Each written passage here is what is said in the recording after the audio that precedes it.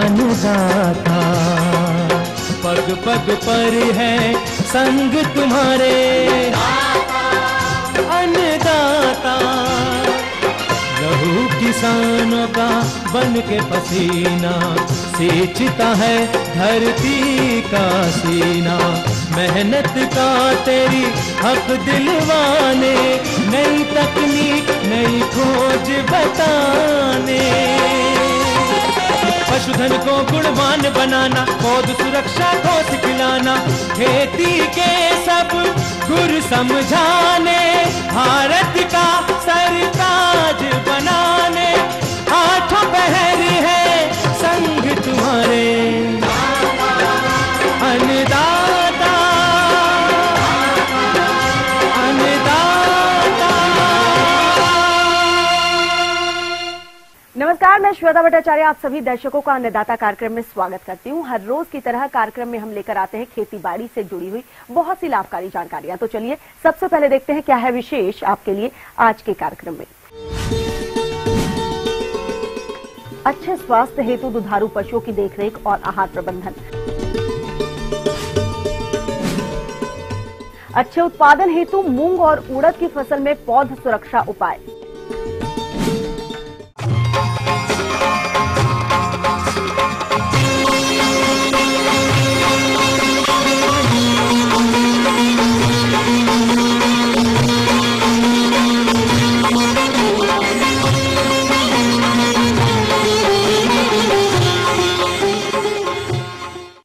हमारे प्रदेश के अधिकतर किसान भाइयों द्वारा दुधारू पशुओं का पालन किया जाता है, लेकिन अगर गर्भित पशुओं का प्रबंधन की बात की जाए तो पशुपालक द्वारा आहार और देखरेख में बहुत ज्यादा कमियां देखी जाती हैं, जिसके कारण पशुपालन व्यवसाय में समस्याएं देखी जाती हैं।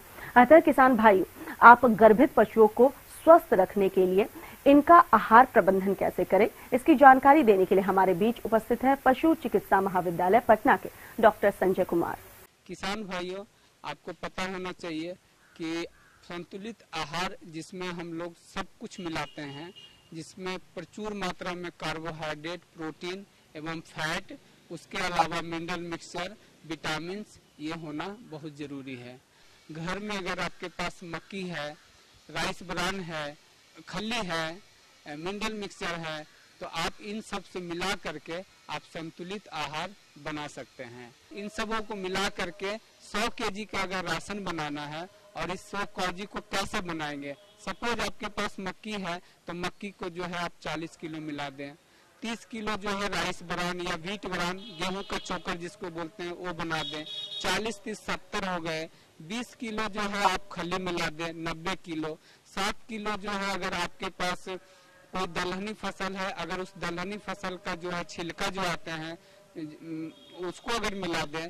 और किसान भाई जो 2% है वो मिनरल मिक्सचर, जो कि फिक्स आइटम होता है, 100 किलो में 2 किलो होना ही चाहिए, और उसके साथ 1 किलो नमक।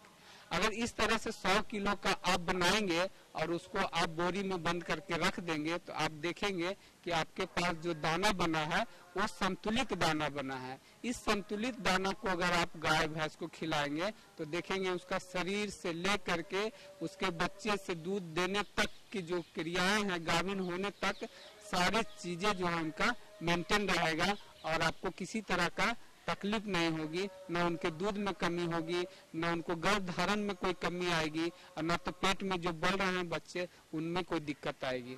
दूसरी अवस्था आती है जब आपका गाय जो है गाभिन हो गई। तो गाभिन हो गई तो आप जो दाना दे रहे हैं वो देते रहिए, और जो हरा चारा दे रहे हैं देते रहिए, सूखे चारा जितना दे रहे हैं देते रहे, मिनरल मिक्सचर भी 50 ग्राम पर डे के हिसाब से देते रहें। लेकिन जब आपका एडवांस स्टेज ऑफ प्रेगनेंसी, मतलब प्रेगनेंसी का जब लास्ट में 2 से 3 महीने बच जाए, तो उसको हम लोग जो है कंसंट्रेट की राशन जो है 1 किलो से बढ़ा करके 2.5 से 3 किलो उसको कर देते हैं, ताकि जो आपके गाय के भैंस के जो पेट में जो बच्चे पल रहे हैं वो हमेशा जो है मेंटेन रहे, और मेंटेनेंस के साथ साथ बच्चे को भी कोई तरह का न्यूट्रिशन का या किसी तरह का कोई कमी उसमें नहीं आए।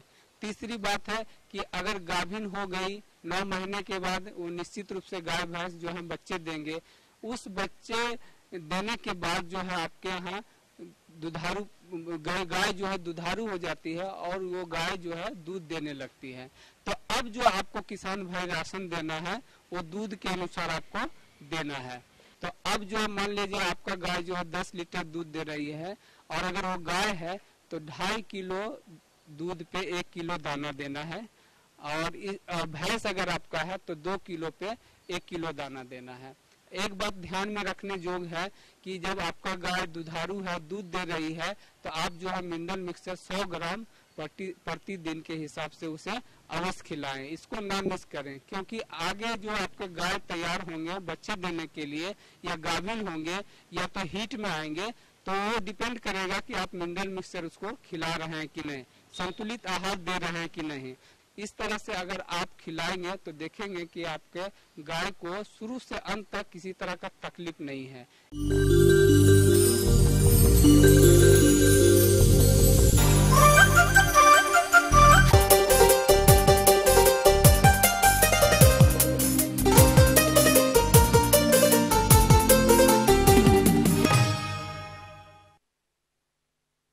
मूंग और उड़द पर अक्सर विभिन्न रोगों का प्रकोप होता है, जिनका समय से रोकथाम नहीं करने पर उत्पादन में भारी कमी आ जाती है। तो किसान भाइयों, आप मूंग और उड़द में लगने वाले रोगों का पहचान और रोकथाम किस प्रकार से करेंगे, इस विषय पर जानकारी दे रही हैं त्रिहुत कृषि महाविद्यालय ढोली, जिला मुजफ्फरपुर की डॉक्टर संगीता साहनी।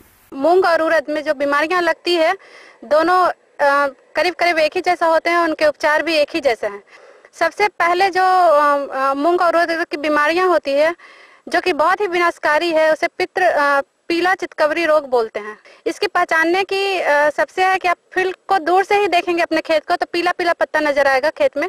जब पास जाएंगे तो देखेंगे कि पीले रंग के छोटे छोटे धब्बा बने हैं पत्तियों पे, और जो प्लांट हमारा इन्फेक्टेड रहता है उसे नई पत्तियां निकलती है, वो शुरू से ही पीली रहती हैं। यदि इनिशियल स्टेज में इन्फेक्शन हुआ तो उसमें फूल काफी कम मात्रा में आती है। यदि फूल बने भी तो उस पर फलियां जो बनती है वो पीले रंग की होती है। यदि इसका उपाय नहीं किया, ये पूरे खेत में फैल गई, तो आप 100% आपका यील्ड लॉस हो जाएगा। सफेद मक्खी से बीमारी फैलती है, तो सबसे पहले आपको उसको दूर करना होगा। उसके लिए आप ले लीजिए मेटासिस्टॉक 0.04% या फिर डायमेथोएट करके मार्केट में आता है, उसका 0.1% का घोल बना के पानी में छिड़काव कर सकते हैं। यदि आपका मैनेजमेंट नहीं हो पाता तो दूसरा स्प्रे आप 10 दिन के अंतराल पे दूसरा तीसरा स्प्रे करते रहें, तो इस क्षति से बच सकते हैं आप। इसमें जो दूसरी एक बीमारी आती है उसको की पत्ती मरोड़ा रोग बोलते हैं या झुर्रीदार रोग बोलते हैं। इसमें क्या होता है कि किसान भाई देखेंगे अपने खेत में कुछ जो पत्तियां होती है वो मुरमुर के रहती है, उस पर झुर्री दिखाई देते हैं, और वो जो पत्तियां होती है, नॉर्मल जो पत्ती होती है उसकी साइज उससे बड़ी होती है,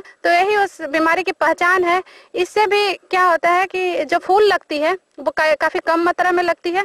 यदि फूल लग भी जाती है तो उसके पराग होते हैं, उसमें बांझपन आ जाती है। बांझपन आने से क्या होता है कि फलियां उसमें नहीं लगती है। तो इसके उपाय के लिए जो हम आपको पीला चितकबरी रोग के लिए बताएं, वही इसके लिए भी कारगर सिद्ध होगी।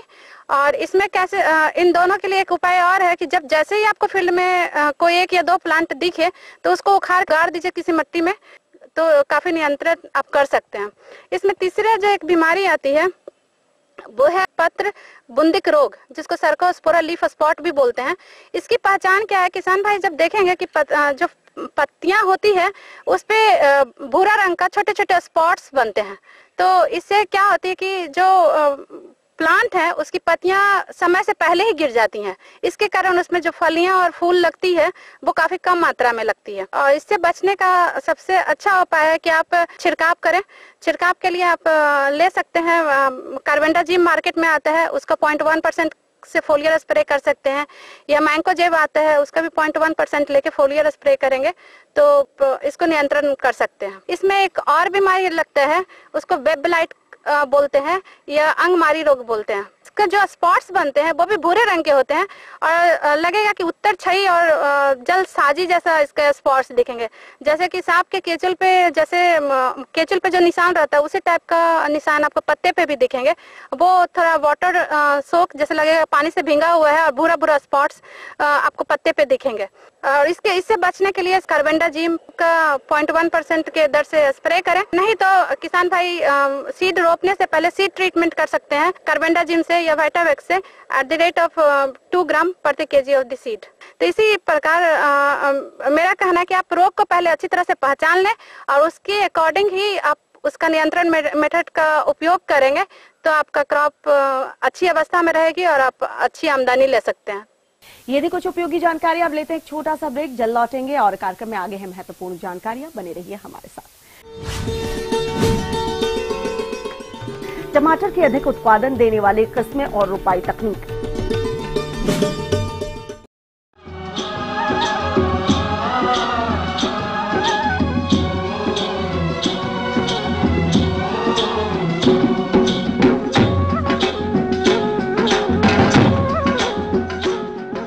ब्रेक के बाद एक बार फिर से आप सभी दर्शकों का अन्नदाता कार्यक्रम में स्वागत है। बढ़ते हैं अगली प्रस्तुति की ओर।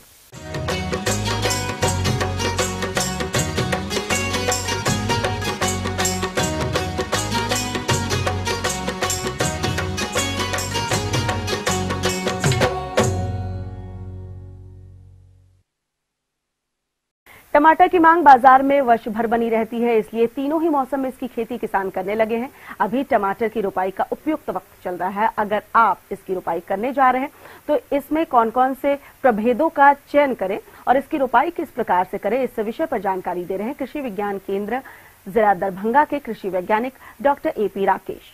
किसान भाई को टमाटर की अच्छी उपज पाने के लिए भूमि की तैयारी सही ढंग से करनी चाहिए। भूमि के सिलेक्शन पर भी ध्यान देना चाहिए और इसके लिए भूमि है वह उचित जल निकास वाली जो है भूमि होनी चाहिए और जो भूमि है उसकी मिट्टी दोमट हो या बलुई दोमट वाली मिट्टी जो उपयुक्त होती है। किसान भाई को अच्छी तरह से खेत की 3-4 बार जुताई करके जो है तैयार कर लेनी चाहिए। जुताई के बाद अवश्य रूप से उसमें पाटा दे देनी चाहिए जिससे कि खेत की मिट्टी भुरभुरी हो जाए। इसके अतिरिक्त किसान भाई को टमाटर के लिए की तैयारी के समय जो खाद एवं जो उर्वरक की अनुशंसित मात्रा है उसका प्रयोग करना चाहिए और इसके लिए जो कंपोस्ट खाद है खाद का प्रयोग 20 से 25 टन प्रति हेक्टेयर की दर से करना चाहिए। इसके अतिरिक्त जो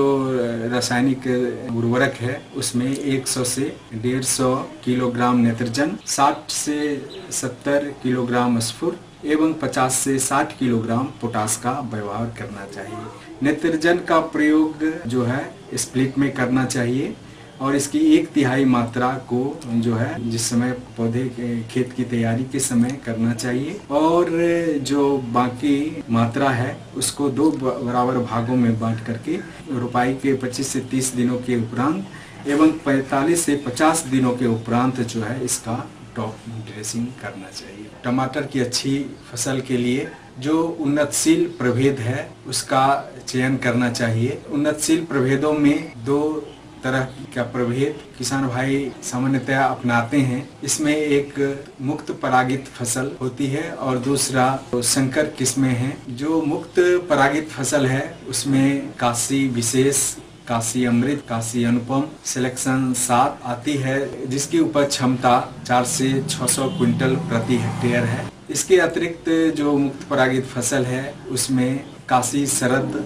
एक उपयुक्त किस्म है जो एक असीमित बढ़वार वाली किस्म है। किसान भाई इसके अतिरिक्त जो संकर किस्में हैं उसको लगाते हैं और इसकी उपज क्षमता 600 से 700 क्विंटल प्रति हेक्टेयर होती है। इन किस्मों में अविनाश 2, इसके अतिरिक्त DSS 40 एवं टॉलस्टाई आदि प्रमुख किस्में हैं। किसान भाई को इन किस्मों का चयन कर टमाटर की अच्छी उपज किसान भाई हासिल कर सकते हैं। सामान्यतया 20 से 25 दिन का पौधा रोपने लायक हो जाता है। किसान भाई को इस बात पर ध्यान देना चाहिए कि जो पौधे हैं जब 4 से 5 पत्ती की अवस्था में आ जाती है एवं जब पौधे की लंबाई 15 से 20 सेंटीमीटर की हो जाती है तो वह रोपने लायक हो जाती है। इस प्रकार जो सही पौध का चयन कर किसान भाई उसकी रोपाई कर सकते हैं। रोपाई के समय जो है इस बात पर ध्यान देना चाहिए कि किसान जो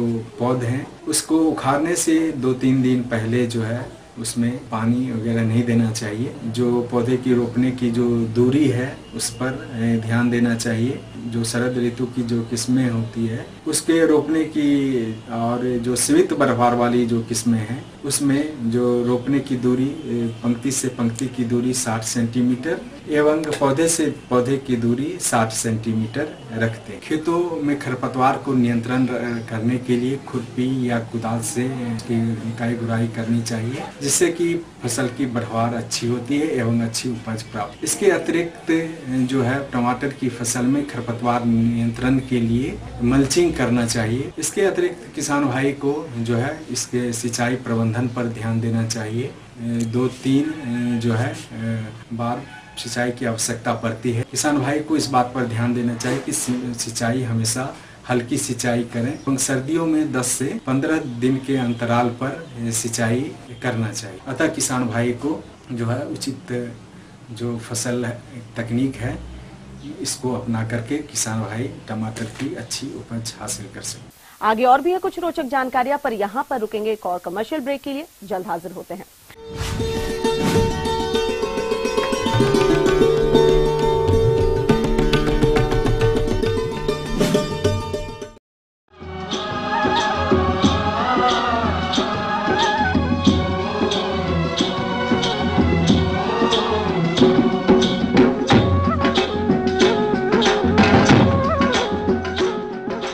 ब्रेक के बाद आप सभी दर्शकों का एक बार फिर से स्वागत है। चलिए अब रुख करते हैं अगली कड़ी की ओर।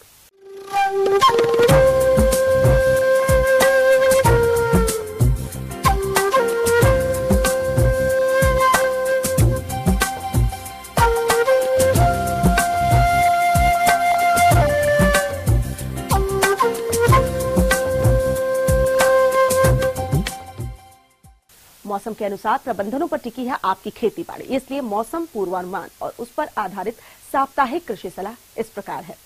भारत मौसम विभाग, ग्रामीण कृषि मौसम सेवा, बिरसा कृषि विश्वविद्यालय रांची तथा राजेंद्र कृषि विश्वविद्यालय पूसा समस्तीपुर द्वारा भेजे गए मौसम पूर्वानुमान के आधार पर किसान भाइयों को सलाह दी जाती है कि धान की फसल में तना छेदक तथा पत्ती लपेटक कीट के प्रकोप से बचाव हेतु काटाप हाइड्रोक्लोराइड दानेदार दवा का 10 किलोग्राम प्रति एकड़ की दर से यूरिया में मिलाकर व्यवहार करें।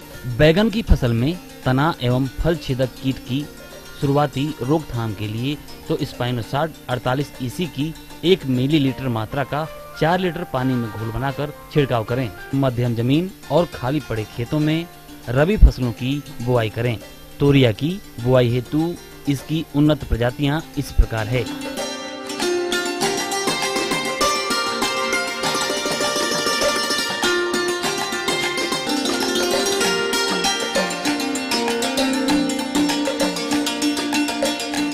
मटर की उन्नतशील प्रजातियां इस प्रकार है।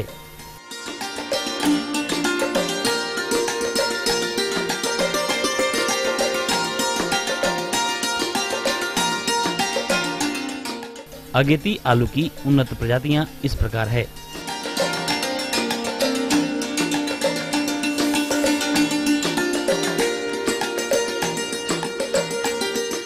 किसान भाई इन प्रजातियों में से किसी भी प्रजाति का चयन कर बुआई कर सकते हैं।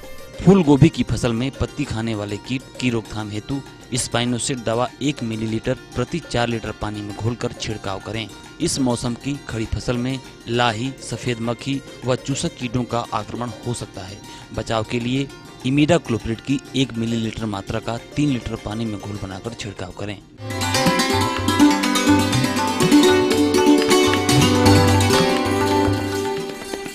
अन्नदाता हेल्पलाइन निशुल्क फोन संपर्क सेवा के माध्यम से आपके द्वारा पूछे गए प्रश्नों में से 1 या 2 महत्वपूर्ण प्रश्नों को हम अपने कार्यक्रम में शामिल करते हैं। इसी के तहत आज का चयनित प्रश्न और उसका जवाब इस प्रकार है। जिला मोतिहारी से वैभव कुमार जी, आप बकरियों में होने वाले PPR रोग के नियंत्रण के बारे में जानकारी चाहते हैं। तो वैभव कुमार जी, आपकी जानकारी हेतु देखिए कार्यक्रम का यह अंश। किसान भाइयों के लिए जो बकरी पालन से संबंधित है, बकरियों में होने वाला बीमारी एक मुख्यतः जो विषाणु द्वारा होता है वो पीपीआर जिसको बोलते हैं, जिसको गोट प्लेग भी बोलते हैं। इसमें आपका जो पशु होगा, जो बकरा होगा या बकरी होगी, वो उसके नाक से नीटा आएगा, इसके बाद आँखों से लोर आएगा, मुंह में छाले पड़ जाते हैं, डायरिया होता है, जिसके चलते वो बहुत ही कमज़ोर हो जाता है और कभी कभी उनका डेथ भी हो जाता है। और जो गाभिन बकरियां होंगी वो बच्चे फेंक देते हैं। तो इसके मुख्य लक्षण ये हुए और इसके रोकथाम के लिए टीका उपलब्ध है।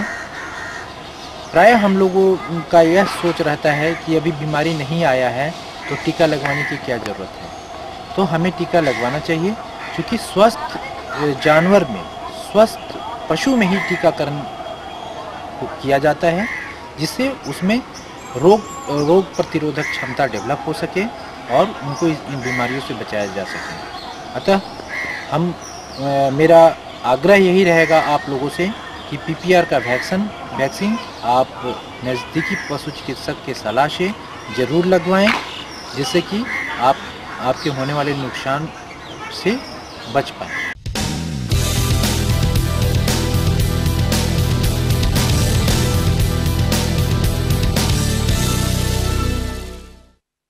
राज्य के विभिन्न मंडियों में कृषि उत्पादों के चढ़ते उतरते बाजार भाव की संक्षिप्त जानकारी इस प्रकार है।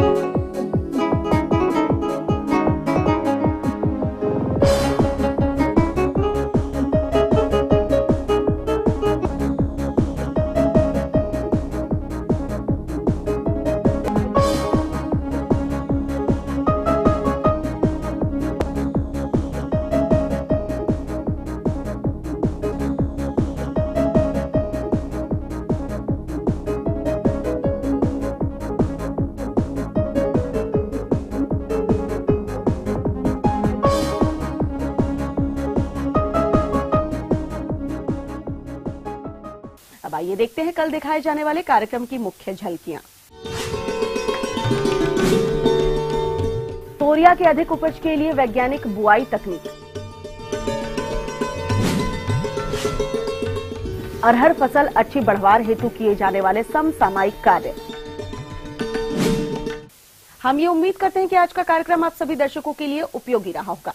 किसान भाइयों, अन्नदाता आपकी सेवा के लिए संकल्परत है। कृषि संबंधित समस्या और सुझाव के लिए आप हमें इस पते पर संपर्क कर सकते हैं। प्रोड्यूसर दाता ETV Bihar Jharkhand, Ramoji film city Hyderabad 501512। साथ ही आप हमें ईमेल भी कर सकते हैं। हमारा ईमेल एड्रेस है annadatabihar@etv.co.in। इसके अतिरिक्त आप हमें निःशुल्क हेल्पलाइन नंबर 180010845999 पर सोमवार से शनिवार सुबह 10 से शाम 4 बजे के बीच संपर्क कर सकते हैं। फिलहाल अन्नदाता की पूरी टीम को दीजिए इजाजत। कल फिर इसी वक्त आपसे मुलाकात होगी कृषि संबंधित कुछ और रोचक जानकारियों के साथ। नमस्कार।